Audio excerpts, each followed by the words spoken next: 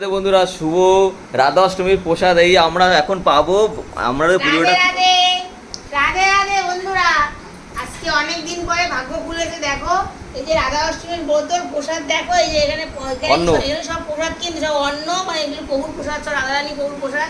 এখানে দেখো লুচি আছে, সুজি আছে, মালপোয়া, তালের বড়া, তারপরে নাড়ু আছে। এখানে অনেক রকম মিষ্টি আছে, ফল আছে, পাটিসাপটা আছে, পায়েস আছে, ডাল আছে, গাটি দিয়ে পনির দিয়ে, আলু দিয়ে, আমার রাধারানী মার প্রিয় সবজি এগুলো করা আছে। এখানে পাঁচ রকমের ভাজা আছে, সমস্ত এখানে লাল শাক আছে, চাটনি আছে, রসগোল্লা আছে, পাঁপড় আছে, আলুরদম আছে, আরো অনেক প্রসাদ ঘরে আছে। সেগুলো এখন সবাইকে দেওয়া হবে।